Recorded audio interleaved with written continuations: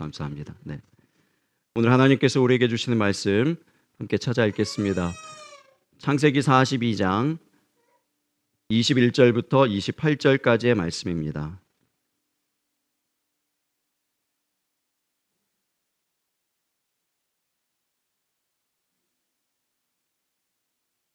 창세기 42장 21절 말씀부터 28절까지 말씀 다 같이 한 목소리로 합독하시겠습니다.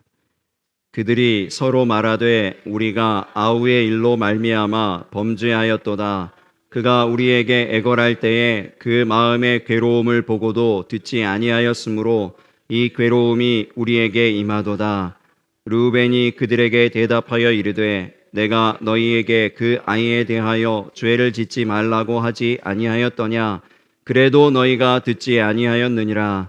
그러므로 그의 핏값을 치르게 되었도다 하니 그들 사이에 통역을 세웠으므로 그들은 요셉이 듣는 줄을 알지 못하였더라.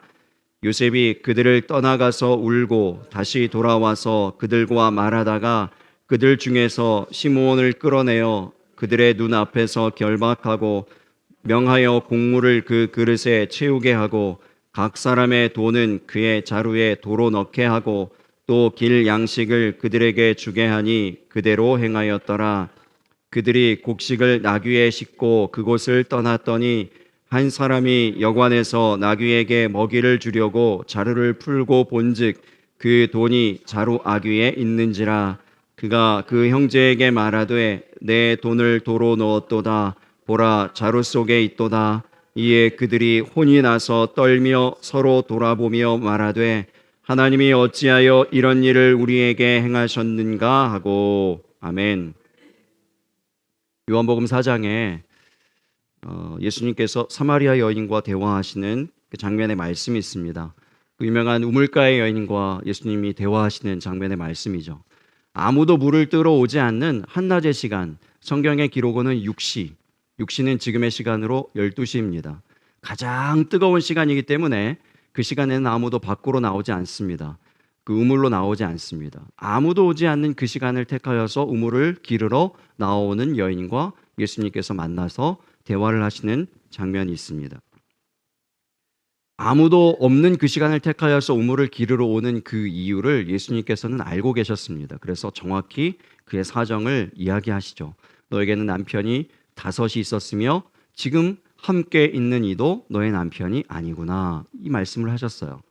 그랬더니 이 여인이 깜짝 놀라서 당신은 정말로 선지자이군요 하면서 예수님에게 묻는 질문이 있습니다. 그것은 바로 예배에 관한 것이었습니다.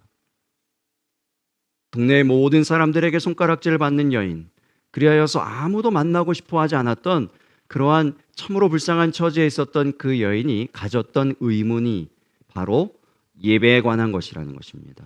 여러분, 우리가 마음이 곤고할 때, 우리 형편이 어려울 때 오히려 영적인 데에 더 관심을 가지게 되어집니다. 코비드 상황이 벌어지면서 더 많은 사람들이 성경을 읽었다고 하죠. 더 많은 성경들이 팔려나갔다고 합니다. 우리 교회만 보더라도 이 코비드 이전 상황보다 더 많이 교제하고 오히려 더 많이 기도하고 더 많이 말씀을 보는 것 같습니다. 여러분, 우리의 이 상황이 배가 불러지고 상황이 넉넉해지고 형편이 펴지게 되어지면 오히려 하나님을 모른다 할 수 있다고 성경이 경고했습니다. 그러면 어떻게 해야 될까요? 우리의 형편이 어떠하든지 우리의 상황이 어떠하든지 우리의 심령의 가난함, 겸손함을 늘 유지하는 그러한 믿음 되시기를 예수님 이름으로 축복합니다. 예수님께서 그 사마리아 여인을 향하여서 대답하신 그 예배에 대한 질문에 대답하신 말씀이 이 말씀입니다. 요한복음 4장 22절의 말씀입니다. 너희는 알지 못하는 것을 예배하고 우리는 아는 것을 예배하노니 이는 구원이 유대인에게서 남이라. 예배하는 사람들 가운데 두 부류의 사람이 있다는 것입니다. 첫째, 알지 못하는 것을 예배하는 사람들이 있고 아는 것을 예배하는 사람들이 있다는 것입니다. 그러면 도대체 이 차이는 무엇입니까? 알지 못하는 것을 예배하는 것은 무엇이고 아는 것을 예배하는 것은 도대체 무엇입니까? 이 일을 구분하기 위해서 먼저 예배의 정의를 다시 내릴 필요가 있습니다. 여러분, 예배가 뭡니까? 예배는 뭐죠? 네. 예배는 헬라어로 프로스퀴네오라는 말입니다. 프로스퀴네오. 이 말은 입을 맞추다, 경의를 표하다, 이런 말입니다. 쉽게 말하면 감사합니다, 고맙습니다, 당신을 존경합니다, 이렇게 얘기하는 거예요. 이렇게 이야기하고 그것을 표현하는 것이 예배하다입니다. 예배하다. 이렇게 할 수 있는 것은 그 대상이 분명할 때만 할 수 있습니다. 그 대상이 나에게 그럴 만한 가치가 있거나 그럴 만한 위치가 있다고 분명하게 여겨질 때에만 우리는 그 표현을 할 수 있습니다. 그 프로스퀴네오를 할 수 있습니다. 만약에 그렇지 않고 그 대상이 불분명한데도 길거리에 나가서 만나는 아무나에게 아무나를 보면서 이 프로스퀴네오를 한다고 생각해 보세요. 감사합니다. 아유, 고맙습니다. 아유, 참 당신은 귀하십니다. 당신 예쁘십니다. 아, 당신은 너무 좋습니다. 뭐 이렇게 만나는 사람들마다 막 인사를 그렇게 한다고 생각해 보세요. 그러면 그 사람들이 우리를, 그렇게 행하는 우리를 보고 어떻게 평가할까요? 우리를 어떤 사람이라고 볼까요? 구걸하는 사람이라고 볼 것입니다. 구걸하는 사람들이 그렇게 하잖아요. 그 돈이 어떠하든지 상관이 없어요. 그 사람이 어떤 삶을 사는지와 전혀 상관이 없습니다. 나에게 유익만 있으면 돼요. 나에게 유익을 주는 그 모든 사람들에게 고개를 숙입니다. 구걸하는 사람이에요. 예수님께서 지금 뭐라고 말씀하시는가 하면 너희는 알지 못하는 것을 예배한다, 이 얘기하셨을 때 이 의미는 뭐냐면 너희는 지금 구걸하고 있다는 이야기입니다. 그 대상이 어떠한지와 상관없이 우리에게 유익을 주기만 하면, 우리가 돈만 생기면, 먹을 것만 생기면 그저 고개를 숙인다는 이야기입니다. 그것이 알지 못하는 것을 예배한다는 뜻입니다. 여러분, 우리는 무엇을 예배하고 있습니까? 하나님만을 예배하는 저와 여러분이 되시기를 예수님 이름으로 축복합니다. 하나님만을 예배하는 참 예배에 대해서는 예수님께서 어떻게 정의하셨을까요? 계속 말씀을 보겠습니다. 요한복음 4장 23절, 24절입니다. 같이 읽어볼까요? 시작. 아버지께 참되게 예배하는 자들은 영과 진리로 예배할 때가 오나니 곧 이때라. 아버지께서는 자기에게 이렇게 예배하는 자들을 찾으시느니라. 하나님은 영이시니 예배하는 자가 영과 진리로 예배할지니라. 하나님은 영이시라는 겁니다. 하나님은 영이십니다. 그래서 영이시기 때문에 육으로는 하나님을 이해할 수 없습니다. 육으로는 하나님을 만날 수 없습니다. 하나님을 만나지 못하는 것은 참 예배가 아닙니다. 하나님을 이해하지 못하는 것은 참 예배가 아닙니다. 하나님의 뜻을 영으로만 이해할 수 있습니다. 하나님의 뜻을 영으로만 우리는 받아들일 수가 있어요. 영과 진리가 있을 때에만 참된 예배라는 것입니다. 여러분 모두에게 이 하나님의 영, 하나님의 진리가 임하게 되기를 예수님의 이름으로 축복합니다. 여러분, 이러한 사람들이 드리는 것이 진짜 예배라는 거예요. 하나님을 알고 하나님과의 만남이 있어서 하나님이 어떤 분이라는 걸 알고 하나님께서 내게 베푸신 은혜를 알고 내가 어떠한 사랑으로 구원을 받았는지, 그 십자가의 사랑이 얼마나 나에게 귀한지를 분명히 알고 깨닫고 드리는 것이 참 예배라는 것입니다.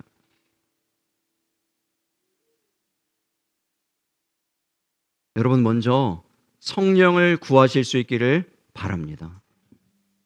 성령 체험이 없으신 분들에게 요청합니다. 성령을 구하십시오. 은혜의 체험이 없는 분들에게 요청합니다. 은혜를 구하십시오. 구하면 그 좋은 것을, 성령을 자식에게 주시지 않겠느냐 분명히 약속하셨습니다. 성령을 구하시기 바랍니다. 은혜를 구하시기 바랍니다. 기도가 어려우십니까? 은혜의 체험이 없으셔서 메마른 것 같으십니까? 말씀을 들어도 읽어도 어떤 말씀인지 무슨 말씀인지 잘 이해가 되지 않으십니까? 구하시기 바랍니다. 은혜를 구하시기 바랍니다. 우리 하나님께서 주시겠다 약속하셨습니다. 우리 가운데에는 이미 성령의 체험은 있으나 솟아나는 샘물과 같은 그러한 삶을 매일매일 살아가지 못하는 분들도 계십니다. 여러분, 구하시기 바랍니다. 계속 말씀드립니다. 사람과 상황을 파는 것이 신앙이 아닙니다. 사람을 파고 상황을 파지 마시고요. 제발 부탁이에요. 하나님의 말씀을 파시고 기도의 시간을 지키고 예배의 시간을 정확하게 깊이 있게 지키면서 들으실 수 있기를 바랍니다. 그곳에 성령의 솟아나는 샘물과 같은 그 은혜가 있습니다. 그 약속이 있습니다. 하나님은 영이십니다. 영과 진리가 아니고는 하나님을 알 수가 없어요. 하나님의 뜻을 알 수가 없습니다. 하나님의 뜻을 알 수 없으니 하나님의 뜻대로 행할 수도 없습니다. 그 가운데서 드려지는 예배는 참 예배가 아닙니다. 여러분, 모르는 예배가 아닌 아는 예배 드리실 수 있기를 바랍니다. 우리의 믿음은 알지 못하는 것을 예배하는 믿음이 아니라 아는 것을 예배하는 믿음 되시기를 예수님 이름으로 축복합니다.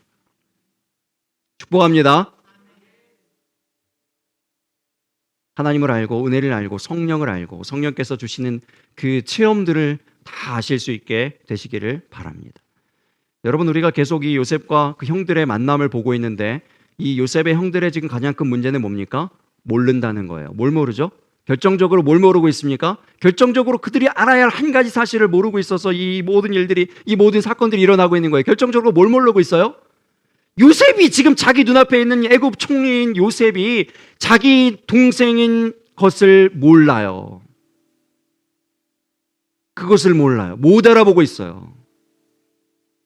그렇기 때문에 요셉이 지금 자기들이 하고 있는 얘기를 다 알아듣고 있다는 사실도 모르고, 그리고 집으로 돌아가는 길에 돈자루를 확인해 봤더니 돈이 그대로 들어있는 그 이유도 모릅니다.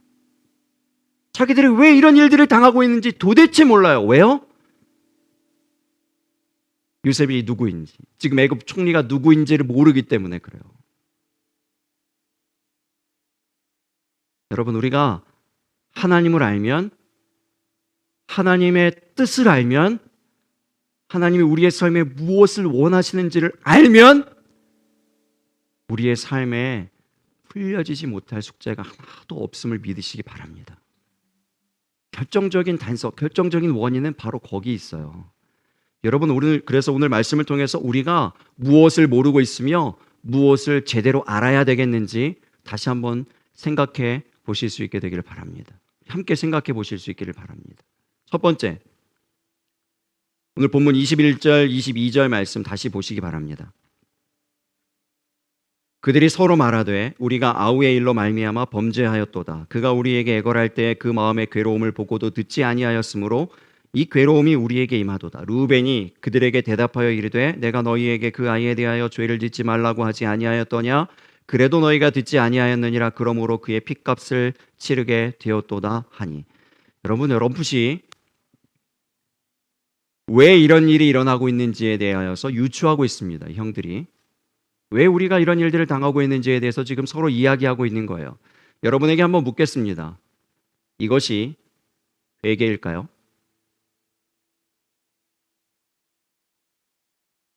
몇몇 분들이 고개를 이렇게 흔드셨어요.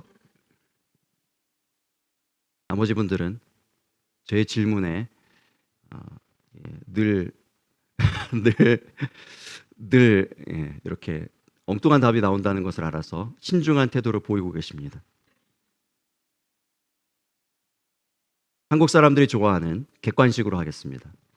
이것은 회개일까 아닐까 이렇게 물으니까 어려우신 것 같아서 이것은 형들이 얘기하는 것은 무엇인가? 1번 회개, 2번 후회. 뭘까요? 네, 훨씬 더 많은 분들이 대답을 하시는군요. 역시 한국 사람들은 객관식을 훨씬 좋아하시는 것 같습니다. 왜 이것이 회개가 아니고 후회인지 한번 생각해 보겠습니다. 그들이 후회는 아는데 회개를 모르는 것 같아요. 회개는 무엇일까요? 회개에 대하여서 우리에게 잘 정의를 내려주는 말씀이 하나 있습니다. 요한일서 1장 9절의 말씀입니다. 우리 함께 읽어보겠습니다. 시작.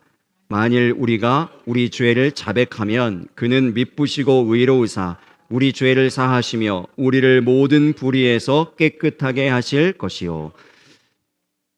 이 말씀을 통해서 우리가 회개를 정의해 보려고 그러는데요.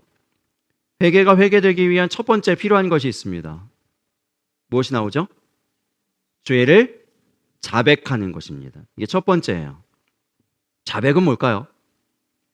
제가 계속 질문을 드리고 있습니다. 오늘따라 이렇게 목사님 질문이 많지. 이렇게 제가 분명히 그랬잖아요. 함께 생각해 보시자고요. 저 혼자 하면은 함께 생각하는 게 아니잖아요. 함께 생각해 보셔야죠. 그렇죠? 자백은 뭘까요? 우리가 여러분 생각했던 그동안의 신앙적인 자백은 뭐라고 생각하십니까? 그냥 하나님 앞에 얘기하는 거죠. 하나님, 나 이거 잘못했습니다. 하나님 용서해 주세요. 이것을 우리가 그냥 입으로 고백하는 것을 자백이라고 생각했습니다. 그러나 여러분, 신앙을 떠나서 일반적으로 상식적으로 자백이라는 의미는 뭡니까? 네. 범인이 경찰서에 잡혀 들어갔어요. 경찰들은 범인에게서 무엇을 얻기를 원합니까? 자백하기를 원하죠. 그 자백의 의미는 뭐죠? 이미 증거는 다 나와 있어요. 이미 이 사람이 범인이에요. 다 증거는 명백한데 최종적으로 증인에게서, 이 범인에게서 무엇을 듣기 원합니까? 자백을 듣기 원하는 거죠. 인정하기를 원하는 거예요. 시인하기를 원하는 것입니다. 그것이 이제 결정적인, 그 사람이 범인이라는 것을 증명하는 결정적인 단서가 되는 것이죠. 그게 자백이에요. 성경에 나오는 이 의미가, 이 단어 의미가 바로 그거예요. 그냥 시인하는 거예요. 시인하는 거예요. 동의하는 거예요. 인정하는 것입니다. 헬라어로 호몰로게오라는 말이에요. 같은 말을 하다, 동일한 것을 말하다의 의미입니다. 동일한 것을 말하다, 동일한 것을. 하나님께서 성령님 통하여서 우리에게 찔러주시는 거예요. 너 이거 잘못했어. 그 사람에게 이렇게 말하면 안 돼. 너 지금 이렇게 행동하면 안 되지 않니? 너 이렇게 얼굴 찡그리면 안 되지 않니? 너 이건 잘못된 거야. 거짓말하고 있지 않니? 이렇게 성령께서 확 찔러주시는 거예요. 그러면 그때 내 마음속에서 그것을 동의하는 거예요. 그렇습니다. 난 지금 죄인, 나 잘못했습니다. 내가 지금 거짓말하고 있습니다. 그냥 인정하는 거예요. 동의하는 거예요. 같은 말을 하는 거예요. 그게 자백이에요. 성경을 읽다가 성경 가운데 나온 인물 가운데 내가 똑같아요. 내가 한 행동이 바로 여기 있어요. 그때 하나님, 내가 바로 이 사람입니다. 내가 바로 야곱입니다. 내가 바로 이 야곱의 아들들이고 요셉의 형들입니다. 라고 인정하고 동의하는 것이 자백이에요. 호몰로게오예요. 누구에게 말해야 될까요?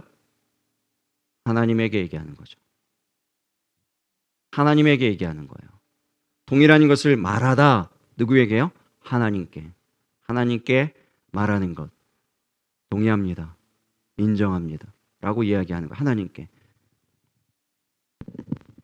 자백만 있으면 회개입니까? 이제 그 다음 단계가 있죠.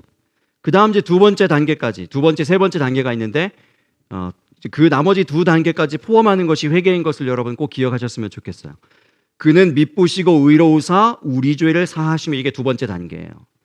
여기서 말하는 우리 죄는 우리가 지금 고백한, 자백한 그 죄를 얘기하는 것입니다. 그 죄를 우리 하나님이 들으시고 사해 주신다는 것입니다. 그리고 우리 죄가 있고요. 그 다음에 그거보다 훨씬 더 범위가 큰 단위인 모든 불의가 그 다음에 나와요. 그는 미쁘시고 의로우사 우리 죄를 사하시며 우리를 모든 불의에서 깨끗하게 하실 것이요 그랬습니다. 우리가 지금 고백한, 자백한 그 죄를 사해 주실 뿐만 아니라 하나님께서 무엇을 하신다고요? 모든 불의에서 우리를 깨끗하게 하신다고요. 그래서 회개는 말만이 아니라는 것입니다.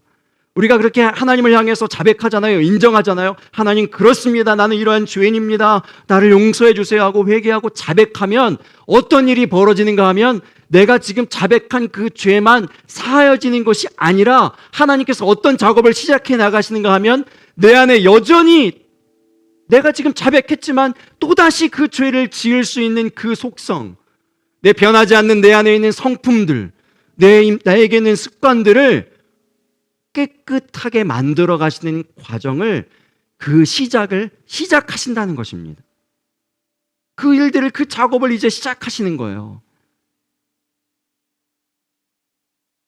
그래서 회개는 말로만이 아니라는 것입니다. 말로만 잘못했어요 하고 또다시 죄를 짓는 것은 회개가 아니라고 우리는 많이 알고 있죠. 근데 그것을 우리의 의지로만 하는 것이 아니에요. 우리가 죄를 자백하기 시작하면요, 자백이 그냥 우리 말로 하는 것이 아니라고 했죠. 성령께서 찔러주시는 거예요. 성경을 통해서 내 마음에 찔림을 얻었어요. 그래서 그것을 내가 입술로 인정하기 시작하면 하나님께서 그래, 너는 참 정직한 심령이구나, 정직한 신앙이구나 하면서 어떤 작업을 시작하신다고요? 우리의 그 고백한 죄를 사실 뿐만 아니라 다시 그 죄로 반복되지 않도록 깨끗하게 하시는 작업을 하신다는 것입니다. 이것이 회개의 전 과정입니다.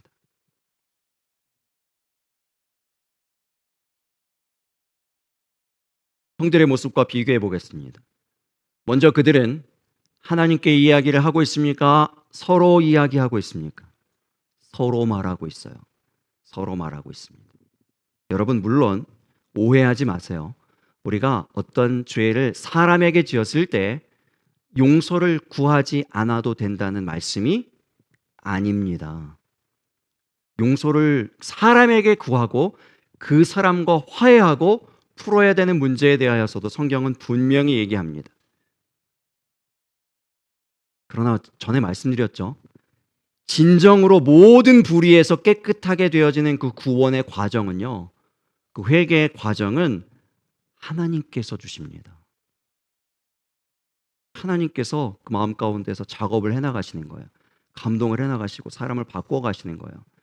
그냥 자기가 작정해서 혼자 하나님의 감동 없이, 하나님의 이끄심 없이 혼자 작정해서 잘못했어요, 미안해요, 용서해 주세요 하고 끝나잖아요. 그러면 그 말이 능력이 없어요. 왜 능력이 없을까요? 그렇게 말해놓고 또 똑같은 죄를, 또 똑같은 일을 반복하거든요. 그러면 그 용서를 받는 사람의 입장에서는요, 그 사람의 그 용서가 진정성이 없어요. 우리 말로 영혼이 없어요. 그리고 감동이 없는 거예요. 저렇게 얘기해봤자 또 그럴 텐데, 또 그럴 건데. 신뢰가 없어지는 거예요. 믿음이 없어지는 거예요. 여러분, 우리의 회개가 정말로 진정한 회개가 되기 위해서는 하나님의 도우심이 있어야 합니다.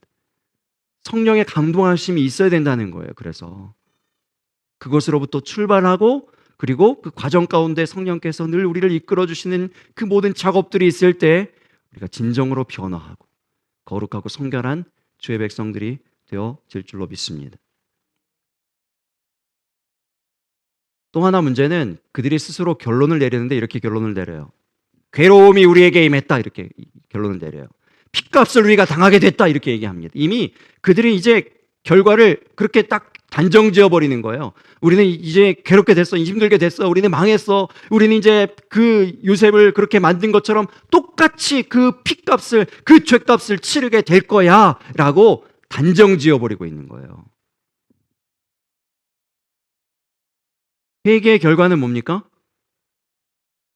우리가 조금 전에 보았죠? 회개의 결과는 사함과 깨끗게 됨입니다. 사함과 깨끗게 됨입니다. 성결과 거룩입니다. 망하게 되어 두시지 않습니다. 우리가 죄를 지은 그대로 당하게 하시는 것이 아니라 3일만 가두었잖아요. 3일만 가둔 후에 돌이키게 하십니다. 우리가 아마도 우리가 지은 죄를 그대로 보응받고 산다면 아무도 살아남지 못했을 거예요.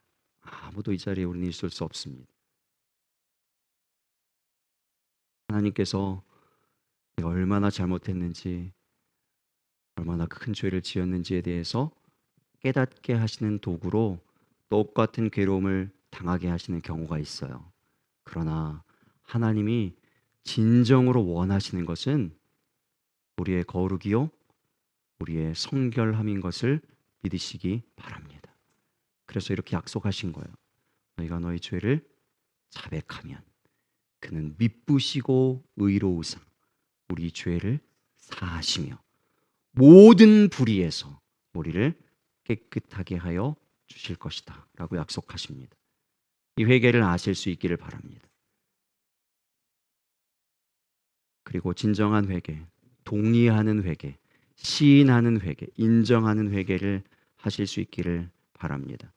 우리를 모든 불의에서 깨끗하게 하시는, 우리를 거룩하게 만들어 가시는 그 그 하나님의 그 과정 가운데 머물러 거하시는 저와 여러분 되시기를 예수님 이름으로 축복합니다. 두 번째, 23절 말씀 보시기 바랍니다. 그들 사이에 통역을 세웠으므로 그들은 요셉이 듣는 줄을 알지 못하였더라. 뭘 몰랐다고요? 요셉이 듣고 있다는 사실을 그들은 몰랐습니다. 몰랐어요. 왜 몰랐을까요? 성경이 이렇게 설명합니다. 그들 사이에 통역을 세웠으므로. 통역이 있는 것을 보니까 저 사람이 우리나라 말을, 우리가 하는 말을 알아듣지 못한다, 이렇게 여기고 있는 것입니다. 똑같아요. 우리의 신앙생활 가운데에서도 하나님의 눈에 보이지 않으니 하나님이 우리의 말을 듣지 못할 것이다 착각하는 많은 사람들이 있습니다. 그러나 성경은 지속적으로 무엇을 말씀합니까? 하나님은 어디에도 계시며 어떤 말도 듣고 계시며 내 귀에 너희 말이 들린 대로 내가 시행하리라, 이렇게도 말씀하셨어요. 그들의 말을 요셉이 들었다는 증거가 있습니다. 24절이죠. 24절에 요셉이 그들을 떠나가서 울고, 요셉이 그들의 말을 들었다는 말은 없지만 요셉이 그들을 떠나가서 울었다는 것으로 볼 때 요셉은 그들의 말을 다 들었습니다. 여기서 울고는 히브리어 원어 성경으로 보면 그냥 눈물을 조금 찔끔 흘렸다는 정도가 아니고 굉장히 큰 소리로 울었다는 의미입니다. 요셉의 울음이 3번 나와요. 이 요셉의 형들과 만나는 장면 가운데에서 3번 나오는데 3번의 이 눈물들의 대부분이 대성 통곡입니다. 소리를 크게 내어서 웁니다. 감정을 누르다가 참지 못하고 터져버리는 눈물이에요.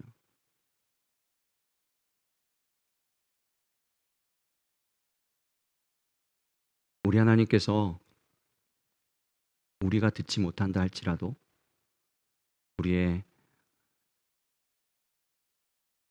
안타까운 슬픈 어려운 일들, 그 모든 사정들을 들으시고 눈물을 흘리시며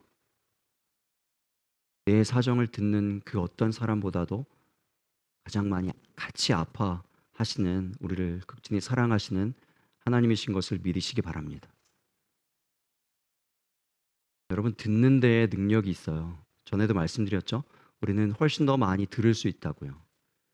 어떤 사람이 작년 한 해를 결산했는데 자동차를 제일 많이 팔았대요. 그 사람에게 물어보았습니다. 어떤 비결로 그 자동차를 그렇게 많이 팔 수 있었습니까? 그 사람이 대답한 한마디, 경청. 나는 고객들이 왔을 때 그들의 말을 하나도 놓치지 않고 잘 귀 기울여 들어주었을 뿐입니다. 우리는 오히려 반대로 생각하죠. 영업사원들의 특징은 뭡니까? 말을 속사폭처럼 많이 하고 설명을 막 해주고 어떻게든 고객들을 막 구워 삶아야 많이 팔 수 있을 거라고 생각하는데 역발상이에요. 이 사람은 잘 들어주었더니 잘 팔게 되었다는 것입니다. 여러분, 저는 이런 생각을 했어요. 설교를 준비하면서 말씀을 보면서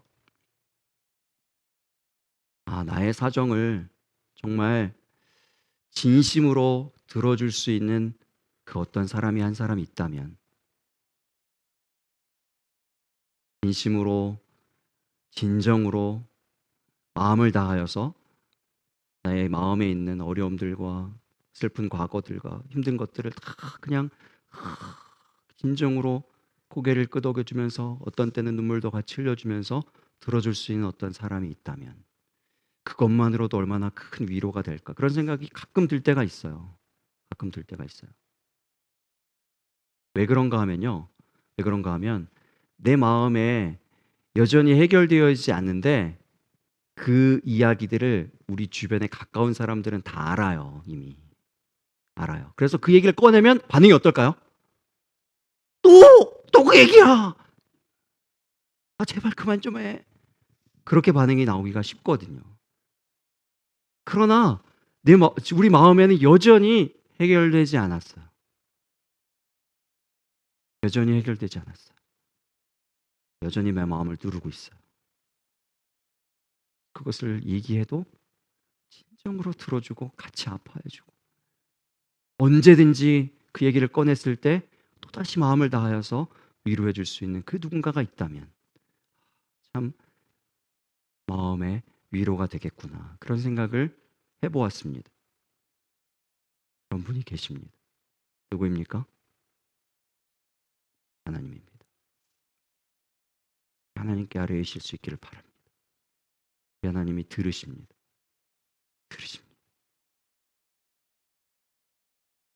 듣고 듣지 못하는 것 같았지만 듣고 요셉이 눈물을 흘렸던 것처럼 하나님이 들으십니다. 그 들으심을 아실 수 있기 바랍니다. 그 들으심을 잊어버리지 마시기 바랍니다. 눈에 보이지 않는다고 해서 못 들으신다고 여기며 살지 마시기 바랍니다. 우리가 예수 믿는 사람들이 가져야 하는 마음의 자세에 대해서 말씀해 주는 성경이 한 구절이 있습니다. 요한 1서 5장 14절의 말씀입니다. 같이 읽어보겠습니다. 시작. 그를 향하여 우리가 가진 바 담대함이 이것이니 그의 뜻대로 무엇을 구하면 들으심이라 그랬습니다. 예수 믿는 우리들이 가진 바가 무엇입니까? 무엇을 가져야겠습니까? 담대함이에요. 담대함. 여러분, 담대한 믿음 되시기를 주의 이름으로 축복합니다. 담대함을 가지실 수 있게 바랍니다. 여러분, 이 담대함의 근거가 뭐죠? 들으심이에요. 우리가 무엇을 구하면, 그의 뜻대로 무엇을 구하면 우리 하나님이 들으신다는 것입니다. 왜 이 들으심이 담대함을 만듭니까? 하나님이 들으신다는 것만으로도 왜 우리에게 담대함을 줍니까? 하나님이 들으시고 그것에서 멈추지 않으시기 때문에 그래요. 15절 계속 보시겠습니다. 우리가 무엇이든지 구하는 바를 들으시는 줄을 안즉 우리가 그에게 구한 그것을 얻은 줄을 또한 아느니라. 할렐루야. 무엇 때문에 담대합니까? 들으실 뿐만 아니라 하나님이 들으셨으면, 하나님이 우리의 자백을 들으셨으면 무엇을 하기 시작하신다고요? 우리의 죄를, 우리가 고백한 그 죄를 사해 주실 뿐만 아니라 우리의 모든 불의에서 우리를 깨끗하게 하시기를 시작하신다고 했습니다. 무언가 일을 시작하시는 거예요. 일을 시작하시는 거예요. 우리가 하나님께 구한 그것을 우리는 그래서 궁극적으로, 결과적으로 하나님의 때에, 가장 좋은 때에 얻게 되어지는 줄 믿으시기 바랍니다. 그것이 우리가 갖는 담대함입니다. 우리가 가져야 하는 담대함입니다. 그리스도인의 알미입니다. 하나님을 향한 지식입니다. 기도에 대한 지식이요, 우리 하나님께서 듣고 계신다는, 또한 응답하신다는, 응답의, 들으심의 지식입니다. 믿음입니다.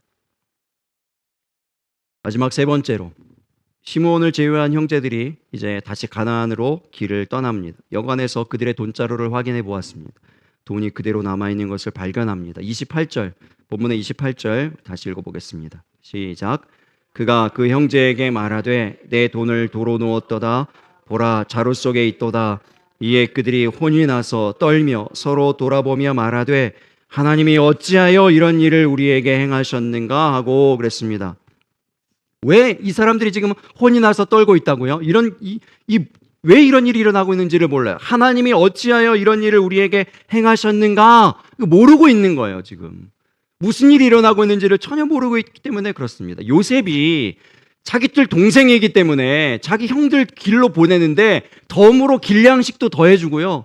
그리고 형들한테 어떻게 돈을 받습니까? 돈 안 받고 그냥 그 받았던 돈 다시 돈자루에 다시 다 넣어주고 그리고 돌려보내주는 거예요. 자기들이 받은 은혜에 대해서 지금 모르고 있어요. 자기들이 지금 어떤 은혜를 받고 있는지, 어떤 은혜를 누리고 있는지, 어떤 덤의 은혜를 누리고 있는지를 전혀 캐치하지 못하고 있습니다. 왜 그렇습니까? 모르기 때문에 그래요. 자기 앞에 있는 사람이 누구인지를 모르기 때문에 그래요. 어떤 상황이 벌어지고 있는지를 모르고 있기 때문에 그렇습니다. 하나님의 은혜를 알고 하나님의 선하심을 알고 하나님의 사랑을 아는 저와 여러분이 되시기를 예수님 이름으로 축복합니다. 우리 지난 주일에 오후에 그 성경적 부모 교실을 했는데 그 안에 이제 조건적인 사랑 그리고 조건 없는 사랑에 대해서 우리 함께 공부했었습니다. 조건 없는 사랑, 받고 자란 자녀와 부모의 대화는 어떻다고요? 부모가 자녀에게 사랑해 딸, 사랑해 아들 이렇게 얘기하면 그 자녀가 어떻게 대답한다고요? 나도 사랑해 엄마, 나도 사랑해 아빠. 이렇게 건강한 대화예요. 서로 사랑을 주고받아요. 닭살이 좀 돋으십니까? 근데 아무튼 이게 건강한 거예요, 원래. 그런데 그 조건 없는 사랑을 전혀 모르고 알지 못하고 자라난 자녀, 그러한 사람들은 어떻게 얘기할까요? 사랑해. 그러면 뭐 필요해? 왜 이러는데? 갑자기 왜 이러는 거야? 아니, 아들, 내가 사랑한다고. 그냥 아무 없어. 그냥 사랑한다고. 빨리 얘기해! 빨리. 아유, 그러지 말고 빨리 얘기해. 뭐죠? 믿지 못해요.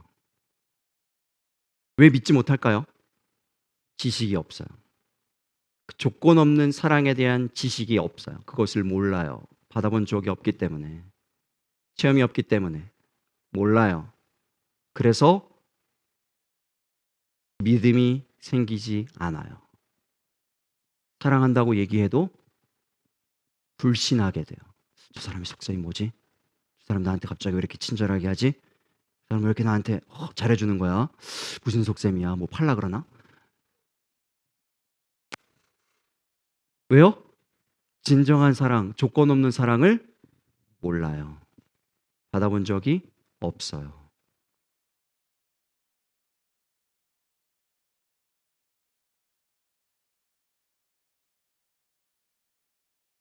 성경 공부할 때 자주 말씀드렸잖아요. 제가 어떤 집사님에게 집사님 오늘 너무 예쁘시네요. 오늘 드레스가 너무 예쁘십니다. 그랬더니 이분이 시험 들었어요. 왜 시험 들었을까요? 이분은 자라면서 한 번도 예쁘다는 얘기를 들어보신 적이 없어요. 그렇기 때문에 누군가가 자기에게 예쁘다고 하는 이야기를 진심으로 받지 않아요. 받을 수가 없어요. 그래서 제 얘기를 어떻게 받아들이시는가 하면 목사님이 나를 놀리시는구나. 나를 비꼬시는구나로 받아들이셨어요. 정말로 농담이 아니고요. 진심으로. 하나님이 나를 어떻게 놀리실 수가 있지? 나를 어떻게 이렇게 비꼬실 수 있지? 난 하나도 안 예쁜데, 난 내가 스스로 예쁘다고 전혀 느끼지 않는데, 그 가운데서 목사님이 나를 예쁘다고 얘기한 건 날 놀린 것밖에 되지 않아 라고 찰떡같이 믿으시는 거예요. 잘못된 믿음이 들어갔어요. 하나님이 우리를 사랑하십니다. 하나님 우리를 사랑하십니다. 하나님은 항상 우리에게 가장 좋은 것을 주시기 원하십니다. 우리를 향한 특별한 계획을 갖고 계시는 줄 믿으시기 바랍니다. 여러분, 왜 이 믿음이 잘 생기지 않고 어떤 때는 이 믿음이 흔들리기도 하고 의심이 생깁니까? 맛보지 못했기 때문에 그렇습니다. 더 많이 맛보실 수 있게 되기를 바랍니다. 시편 34편 8절의 말씀 보세요. 너희는 여호와의 선하심을 맛보아 알지어다. 그에게 피하는 자는 복이 있도다. 은혜라는 이 단어의 헬라어는요, 카리스라는 말이에요. 카리스라는 말의 원래 뜻은 친절입니다. 호의, 자비 이런 뜻이에요. 우리 하나님은 친절하십니다. 은혜의 하나님이란 얘기는요, 우리 하나님은 우리에게 친절을 베푸시는 하나님이시다라는 뜻입니다. 여러분, 이 카리스 그러니까 생각난 단어 있으시죠? 카리스로 발생된 말이 카리스마예요. 카리스마가 아니고요. 카리스마를 잘못 많이 사람들이 사용하는데 카리스마는 무슨 뜻일까요? 은사라는 뜻이에요. 은사. 그리고 카라라는 말도 여기서 나왔어요. 카라. 카라는 기쁨이라는 뜻입니다. 은혜가 임할 때 그 은혜로 말미암아 진정한 성령의 은사가 나타나고요. 그 은혜가 임할 때 진정한 기쁨이 임하게 됩니다.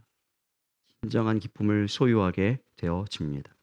여러분, 하나님의 은혜를 더욱더 체험하면서 알아가실 수 있기를 바랍니다. 은혜를 구하실 수 있기를 바랍니다. 은혜 안에 참 기쁨이 있습니다. 여러분에게 사진을 한 장 보여드리고 싶습니다. 그리고 설교를 마치고 싶은데요.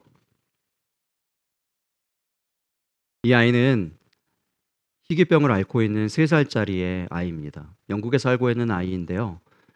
이 아이는 희귀병 때문에 앞을 잘 보지 못하는 아이였습니다. 아무것도 보이지 않는 그런 삶을 살고 있었는데 병원에서 특수 안경을 제작해 주었습니다. 그 안경을 제작해 주고 처음에는 안경을 씌워줬는데 그 안경이 이제 처음 써보는 것이라서 불편해서 자꾸 벗으려고 그러더래요. 벗으려고 그러는데 벗으려고 그러는 순간 무엇을 발견했어요. 자기 눈앞에 있는 엄마와 아빠의 모습을 발견합니다. 태어나서 처음으로 엄마 아빠의 얼굴을 발견하고 웃는 거예요. 그리고 안경을 벗지 않아요. 엄마구나, 이게 이 아빠구나.